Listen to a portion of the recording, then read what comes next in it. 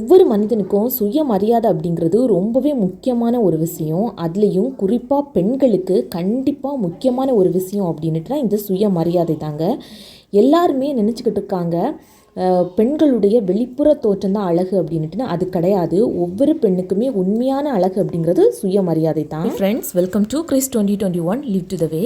இது தான் நம்ம சேனலுக்கு ஃபஸ்ட் டைம் வர்றீங்க. இந்த கண்டென்ட் உங்களுக்கு யூஸ்ஃபுல்லாக இருந்துச்சு அப்படின்னா சப்ஸ்கிரைப் பட்டனை ப்ரெஸ் பண்ணிவிட்டு கூடவே பக்கத்தில் இருக்கிற பெல் ஐக்கானை கிளிக் பண்ணிக்கோங்க. அன்னைக்கு நான் மாங்காய் துவையல் தாங்க ரெடி பண்ணிக்கிட்டு இருந்தேன். இது சாதாரணமாக நாம் தேங்காய் துவையல் எப்படி ரெடி பண்ணுவோமோ அதே மாதிரி தான். பட் மாங்காய் கொஞ்சம் அதிகமாகட்டும், தேங்காய் கொஞ்சம் கம்மியாகட்டும். அதுக்கப்புறமா ஜீரகம், சின்ன வெங்காயம், காரத்துக்கு ஏற்ப மிளகாய் தூள் நம்ம ஆட் பண்ணிக்கணும். 4-5 பல் பூண்டு ஆட் பண்ணிக்கலாம். புளி மாங்காயில் புளிப்பு சுவை அதிகமாக இருந்துச்சு அப்படின்னுட்டுனா ஒரு சின்ன பீஸ் மட்டும் ஆட் பண்ணிக்கிட்டால் போதும். இல்லை அப்படின்னுட்டுனா கொஞ்சம் ஜாஸ்தியாகவே ஆட் பண்ணிக்கலாம். இந்த மாங்காய் பார்த்திங்கன்னா நல்ல புளிப்பு சுவை இருந்துச்சு. ஸோ நான் கொஞ்சமாக தான் புளி ஆட் பண்ணிக்கிட்டேன். இன்னும் நல்லாவே நறுமணமாக இருக்கணும் அப்படின்ட்டா கறிவேப்பிலை கொஞ்சம் நிறையவே ஆட் பண்ணிக்கோங்க. இது டேஸ்ட்டை இன்னுமே என்ஹான்ஸ் பண்ணி கொடுக்கும். அதுக்கப்புறமா பார்த்திங்கன்னா சுவைக்கு ஏற்ப உப்பு, இது எல்லாம் தாங்க ஒரு கொரப்பாக அரைச்சி நாம் அப்படியே கூட சாதத்துக்கு கூட வச்சு சாப்பிடலாம். நான் இன்றைக்கி பார்த்திங்கன்னா கொஞ்சமாக தாளிப்பு சேர்த்துருந்தேன். தேங்காய் எண்ணெயில் கடுகு, உளுந்தம் பருப்பு, கறிவேப்பிலை இது எல்லாமே போட்டு தாளிப்பு சேர்த்து நாம் அந்த சம்மந்தியை எடுத்துக்கிட்டோம் அப்படின்னுட்டுனா இன்னுமே டேஸ்ட்டு கொஞ்சம் சூப்பராக இருக்கும். கண்டிப்பாக நீங்களும் ட்ரை பண்ணி பாருங்கள். உங்களுடைய மன வலிமை அதிகரிக்கணும் அப்படின்னுட்டுனா கண்டிப்பாக யார்கிட்ட எப்படி பேசணும் அப்படிங்கிற ஒரு வரைமுறை கண்டிப்பாகவே இருக்குது. நமக்கு பிடிச்சவங்க அப்படிங்கிறத விட நம்மளை யாருக்கு பிடிச்சிருக்கு அப்படிங்கிறது ரொம்பவே முக்கியமான ஒரு விஷயம் இந்த உலகத்தில். அது எப்படின்னு கேட்டிங்கன்னா, நம்மளை பிடிச்சிருந்துச்சு அப்படின்னா நாம் தவறு பண்ணியிருந்தாலும் கூட அது அவங்களுக்கு நல்லதாகவே தான் தெரியும். அதுவே நம்மளை பிடிக்கலை அப்படின்னுட்டுனா நம்ம எவ்வளோ தான் நல்லது பண்ணினாலும் அவங்களுக்கு அது தப்பாக தான் தெரியும். ஸோ இன்னும் ஒரு விஷயம் சொல்லுவாங்க, யார்கிட்ட எப்படி பேசணும் அப்படிங்கிற ஒரு வரைமுறைக்கு பிடிச்சவங்க கிட்ட சிரித்து பேசணும், பிடிக்காதவங்க கிட்ட சிந்திச்சு பேசணும் அப்படின்னுட்டுன்னு. அது நமக்கு பிடிச்சவங்க பிடிக்காதவங்க அப்படின்னுட்டுன்னு கிடையாது.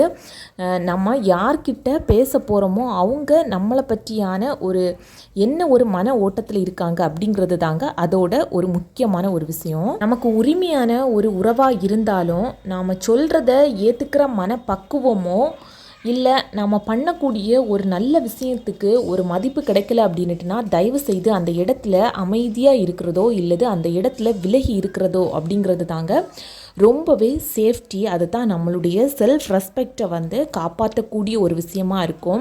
இல்லை உரிமை இருக்குது அப்படின்னுட்டுன்னு நாம் அந்த இடத்துல போய் நல்லது சொன்னாலும் கூட நம்மளுடைய மதிப்பு அப்படிங்கிறது அந்த இடத்துல குறையத்தான் செய்யும். பெண்ணோட மதிப்பும் சரி மரியாதையும் சரி தானாக கிடைக்கிறது கிடையாது. அது நமக்கானது. நம்மளுடைய மரியாதையை நாம் தாங்க காப்பாற்றிக்க தெரியணும். ஸோ அதுக்காக ஒரு 7 டிப்ஸ் தாங்க நான் உங்ககிட்ட ஷேர் பண்ணியிருக்க போகிறேன். ஃபஸ்ட்டு பாயிண்ட் பார்த்தீங்கன்னா தன்னம்பிக்கை, செல்ஃப் கான்ஃபிடென்ஸ் அப்படிங்கிறது ரொம்பவே முக்கியமான ஒரு விஷயம். யாருடனும் நம்மளை ஒப்பிடவே கூடாது. என்கிட்ட அந்த மாதிரியான ட்ரெஸ் இல்லை என்கிட்ட அந்த மாதிரியான காஸ்ட்லியான ஒரு ப்ராடக்ட் இல்லை என்கிட்ட பார்த்திங்கன்னா அவங்கள அளவுக்கு ஒரு திறமை இல்லை அப்படின்னுட்டுன்னு எதையுமே நாம் கம்பேர் பண்ணிக்கவே கூடாது. நம்மக்கிட்ட என்ன இருக்கோ அதை திருப்தியாக இருக்கணும். இந்த உலகத்தில் பிறந்த ஒவ்வொருத்தங்களுக்குமே பார்த்திங்கன்னா ஒவ்வொரு தனி திறமை தான் இருக்கும். நமக்கு என்ன இருக்குது, நமக்குள்ளே என்ன இருக்குது அப்படிங்கிறத நாம் கண்டுபிடிச்சிட்டாலே வாழ்க்கையில் ஜெயிச்சிடலாம். என் பாயிண்ட், நமக்குள்ளே நாம் அமைதியை கண்டிப்பாக தேடணும். அது வெறுமனே சும்மா உட்கார்ந்துருந்த மன அமைதியை தேடினாலும் சரி, இல்லை யோகா, நமக்கு பிடிச்ச ஒரு கடவுள்கிட்ட பிரார்த்தனை பண்ணுறதா இருந்தாலும் சரி, இல்லது ஒரு நேச்சர்கிட்ட பேசுகிறதா இருந்தாலும் சரி, ஒரு அமைதியை நமக்குள்ளே தேடணும். இல்லை எனக்கு யார்கிட்டையாச்சும் பேசி கொட்டி தான் அந்த அமைதியை நான் தீர்ப்பேன் அப்படின்னுட்டுனா கண்டிப்பாக நம்ம எதிரில் இருக்கக்கூடியவங்க ஒரு முழுமையான ஒரு நம்பிக்கைக்கு உரிய பர்சனாக இருக்கணும். கண்டிப்பாக இந்த காலத்தில் அப்படியான ஒரு பர்சனை நம்ம பார்க்கவே முடியாது. தேர்ட் பாயிண்ட், தன்னடக்கம். இது பார்த்திங்கன்னா நம்ம ஒரு வெற்றி பெற்றாலும் நான் அப்படிங்கிற ஒரு அகங்காரம் இல்லாமல் ஒரு தாழ்மையான ஒரு உணர்வு இருந்துச்சு அப்படின்னுட்டுனாலே மேலும் நமக்கு வெற்றி கண்டிப்பாக கிடைக்கும். ஃபோர்த் பாயிண்ட், சுய பராமரிப்பு. இது வந்து பார்த்திங்கன்னா எல்லாரும் நினைக்கிறது தன்னை பராமரிக்கிறது வந்து ஒரு தப்பான விஷயம் அப்படின்னுட்டுன்னு. கண்டிப்பாக இது வந்து கரெக்ட் கிடையவே செய்யாது. இது வந்து ஒரு சுயநலமே கிடையாது. இதுவும் ஒரு சுயமரியாதை தான். நாம் நம்மளை எப்படி பராமரிக்கிறோம், நம்மளை எப்படி க்ரூம் பண்ணிக்கிறோம், அதில் தாங்க நம்மளுடைய மனமும் சரி உடலும் சரி ஒரு லெகுவான ஒரு நிலைக்கு போகிறது. நாம் வந்து சிந்திக்கிறதும் சரி நம்மளுடைய செயல்முறையில் வர்றதுக்கும் நம்மளுடைய செல்ஃப் க்ரூமிங் அப்படிங்கிறது ரொம்பவே ஒரு முக்கியமான ஒரு விஷயம். ஸோ சுய பராமரிப்பு அப்படிங்கிறது ஒவ்வொரு பெண்ணுக்குமே தேவையான ஒரு விஷயம்தான். அது எத்தனை வயது ஆனாலும் சரி இளமையில் தான் தன்னை வந்து பராமரிச்சுக்கணும் அப்படிங்கிற ஒரு அவசியமே கிடையாது. பாயிண்ட், நம்மளோட சஜஷனை வந்து ரொம்பவே காமாக சொல்லணும். என்ன அப்படின்னு கேட்டிங்கன்னா, ஏதாவது ஒரு ப்ராப்ளம் வரலாம் வீட்டில், இல்லை அப்படின்னுட்டுனா ஏதாவது ஒரு விஷயத்துக்கு வந்து அலசி ஆராய்ஞ்சு பேசிக்கிட்டே இருப்பாங்க. நம்மளுடைய கருத்தை கேட்கும்போது அவங்க அக்செப்ட் பண்ணுறாங்களோ இல்லையோ, நாம் வந்து நம்மக்கிட்ட கேட்கும்போது பார்த்திங்கன்னா ரொம்பவே கத்தி இல்லை நம்மளுடைய எக்ஸ்ப்ரெஷனோட நாம் சொல்ல வேண்டிய அவசியமே கிடையாது. அதை ஏற்றுக்கிறதும் ஏற்றுக்காததும் அவங்களுடைய மனநிலை. நம்மளால் எவ்வளோ முடியுமோ அந்த அளவு பர்ஃபெக்டான ஒரு பாயிண்ட்டை வைக்கிறதுல வந்து தவறே கிடையாது.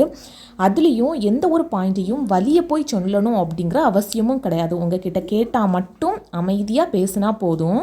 பாயிண்ட் செல்ஃப் கண்ட்ரோல், அதாவது உணர்ச்சி வந்து கட்டுப்பாடு. கோபமாக இருக்கட்டும், சிரிப்பாக இருக்கட்டும், அழுகையாக இருக்கட்டும், ரொம்பவே அப்படி நாம் எக்ஸ்ப்ரெஸ் பண்ணணும் அப்படிங்கிற அவசியமே கிடையாது. எல்லாத்தையுமே கண்ட்ரோல் பண்ணுறதுக்கு வந்து நமக்கு வந்து கண்டிப்பாக தெரிஞ்சிருக்கணும்.